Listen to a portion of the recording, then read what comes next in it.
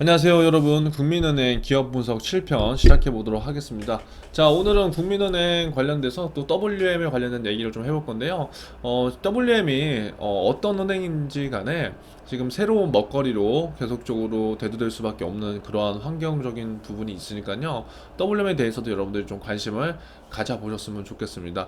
자, 오늘 첫 번째 기사는 이제 이거예요. 국민은행 플랫폼 고도화로 온라인 오프라인 WM을 강화한다. 지금 이제 우리가 비대면 시장을 굉장히 중요하게 생각하잖아요. 그러니까 비대면 시장을 중요하게 생각하는 이유는 제가 계속적으로 수차례 이제 말씀드렸죠. 그 이유는 잘 알 거예요.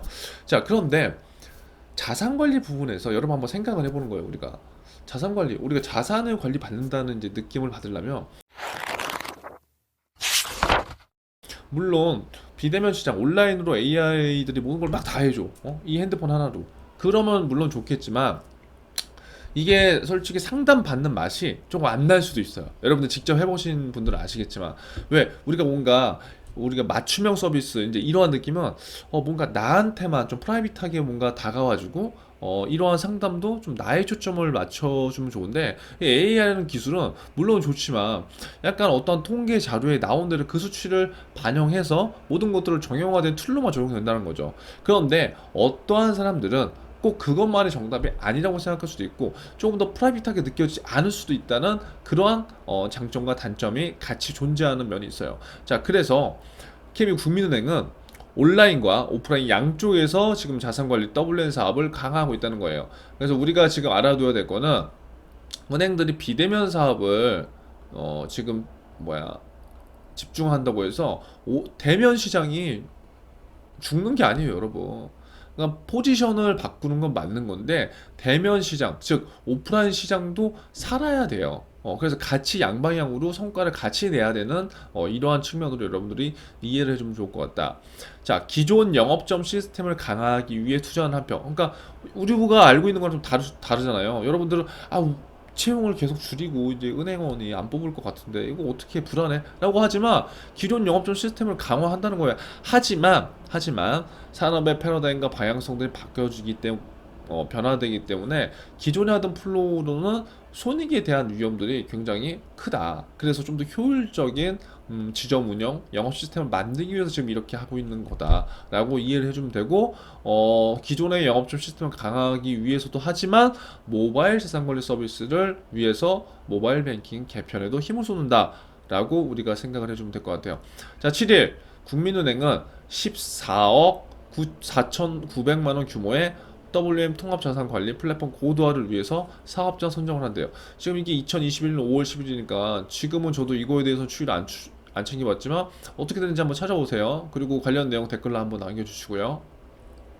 이번 사업은 전국 WM 센터 영업점에서 사용하는 플랫폼을 WM 통합 자산관리 플랫폼으로 개편하는 내용이래요. 그러니까 기존 WM 영업점에서 이용하는 KB 자산관리 플랫폼의 마이데이터를 활용해서 자산관리, 분석, 진단 등 고객에게 맞춘 종합적인 포트폴리오를 추천할 수 있게 된대요. 4분기 예상된다고 했는데 이런 거예요. 첫 번째, 그러면 여러분들이 지금 기존에 주거래 은행들이 뭐 신한인 친구들도 있을 거고 IBK인 친구들도 있을 거잖아요. 그럼 지금 이 자산 관리라는 측면에서 봤을 때 KB 국민은행이 갖고 있는 강점이 뭔가, 이런 것들을 한번 찾아보려고 한다면, 지금 현재 여기에 나온 대로 기존에 나온 WM 영업정에서 이용하는 KB 자산관리 플랫폼을 지금 여러분들 한 번이라도 사용해 본 적이 있어요? 해봐야 된다는 거예요. 이거는 돈 안 들이고 우리가 할 수 있는 거잖아요. 이런 것들을 해보고 이런 것들에 대한 장단점을 내가 분석해보고 타은행과의 경쟁을 한번 해보면서 그러한 내용들을 어디서 얘기해야 된다? 면접 때 여러분들이 무기로 빵 때려버려야 된다. 이게 면접을 차별할 수 있는 요소라고요. 말만 유창하게 하고, 뭐 말은 물론 잘하는 것도 중요하지만 말로 스펙으로만 면접에 의존한다? 절대적으로 그건 차별화가 되지 않습니다. 그래서 이러한 것들에 대해서 여러분들 좀 더 고차원 면접을 할 수 있게 한다는 거죠. 예를 들어서, 자, 지원자는 지금 비전공자고, 지금 뭐 예를 들어서 금융 자격증이 하나도 없는데 왜 국민은행을 선택했고 국민은행에서 하고 싶은 게 뭐예요? 라고 이렇게 물어볼 수도 있잖아요. 이게 어떻게 보면 뭐 지원 동기라도 우리가 해석할 수 있는 거죠. 그러면 우리가 하나의 시나리오를 그냥 작성해 볼 수 있는 거죠. 아, 저는 어떠한 이유로 현재 KB국민은행에 지원을 하게 됐는데, 특히 제가 살아가면서 자산관리 분야에 대한 관심이 굉장히 많았습니다. 제가 비록 현재 지금 중고 신입이긴 하지만, 중고 신입이었을 때 제가 항상 고민이 되었던 건, 직장인이 조금 효율적으로 자산 관리를 하는 방법을 찾고, 또 그것들을 어디서 해주는지를 굉장히 찾았었는데, 실질적으로 제가 도움 받은 곳은 사실 별로 없었습니다. 그러한 시점에서 금융에 대한 중요성, 어떠한 계기로 제가 금융권 취업에 대해서 다시 한번 명확한 방향 설정을 했고, 이 자산 관리를 조금 돈이 많은 분들이 물론 자산 관리를 받아야 되지만, 저와 같은 서민 입장에서 자산 관리가 더욱더 필요하다고 저는 느꼈기 때문에, 이러한 것들이 비대면으로 누구나도 쉽게 이용 가능하면 어떨지에 대한 고민을 굉장히 많이 했습니다. 그래서 현재 어떠한 경쟁 업체에서 이러한 비대면 업체를 사용하고 있는 것을 제가 실질적으로 활용해 봤고, 플랫폼 업체에서 사용 중인 이러한 앱을 제가 직접 비교해 보면서 이 자산 관리에 대한 경쟁사에 대한 장단점을 제가 분석한 결과, 이건 이렇게 됐고 이건 저렇게 됐습니다. 우리 KB국민은행이 자산관리 플랫폼에 대해서 지금 현재 이러한 업적으로 이러한 시장 상황에서 이렇게 하고 있는 것을 제가 알고 있습니다. 이러한 것들을 저의 의견인 이러한 부분을 좀 더 보완하고, 이러한 부분들을 좀 더 이렇게만 변경한다면 제가 봤을 땐 이러한 기대 효과가 나올 수 있을 것 같다고 저는 생각이 됩니다. 예를 들어서 제가 지금 막 한 거지만, 매식경을 하면서 저는 그냥 혼자 떠든 거지만, 이러한 측면으로 질문 하나를 받았을 때 나의 히스토리 이렇게 연결되는 힘, 그러니까 그냥 나의 히스토리만이 아니라 금융권의 이슈, 그 은행이 궁금해하는 이슈에 대해서 내가 물고 늘어진다는 거죠. 지금 국민은행 같은 경우 자산관리에 대해서 얼마나 더 지금 이런 것들이 궁금하겠어요. 지금 만약에 KB 자산관리 플랫폼이 나왔어, 이게 마이데이터 계속 지금 허인 행장님이 얘기한 거잖아요. 그러면 이 KB 자산관리 플랫폼에 대해서 한 번이라도 사용해본 친구들, 그리고 10번 사용해봤다면 그 10번에 대한 장단점들 듣고 싶어 할 거라고요. 왜? 직원들이 그건 얘기 안 해주거든요. 이런 거예요, 여러분. 이렇게 얘기를 해서 불합격이 될 수 있어요. 하지만 이러한 인사이트가 타 은행에 가게 된다, 타 기업의 면접에 가게 된다, 이러한 방식으로 공부를 하게 된다면, 여러분은 합격에만 의존하는 게 아니라 남들보다 한 단계 앞서서 그 사업에 대한 확장성과 커리어에 대한 개발을 먼저 훨씬 더 할 수 있을 거예요. 그건 제가 진짜 장담합니다. 그래서 이러한 식으로 한번 생각을 좀 더 넓히는 그러한 공부를 좀 해보셨으면 좋겠고, 면접 차별화는 이러한 것이다. 달달달달 여러분들이 그 스크립트를 외우는 것도 물론 해야 되지만, 일부는 이러한 로얄티 있는 질문에서 나의 답변을 하는 게 여러분들이 면접 참여를 할 수 있는 가장 중요한 요소라는 것을 잊지 않으셨으면 좋겠습니다. 자, 국민은행은 이번 사업으로 WM 사업부 역량을 한층 강화할 것으로 보인대요. 그래서 WM 사업부 역량이 더 강화될 것이다 라고 생각을 하고, 자, 은행권은 지금 왜 그래요?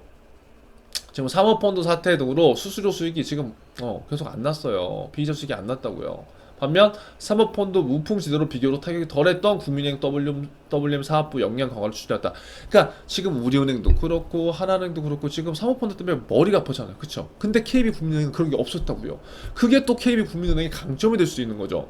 우리가 이 기사를 통해서 몇 가지 정리를 해본다면 이러한 것들을 볼 수 있다. 그래서 국민은행은 지난해 초에 WM 신탁 관련 조직을 재편했었고, 자산관리 전략을 통일하기 위해 별도 조직이던 IPS 본부와 신탁 본부를 금융투자상품 본부로 통합했다. 뭐 이런 것까지는 여러분들이 뭐 알 필요는 없을 것 같고요.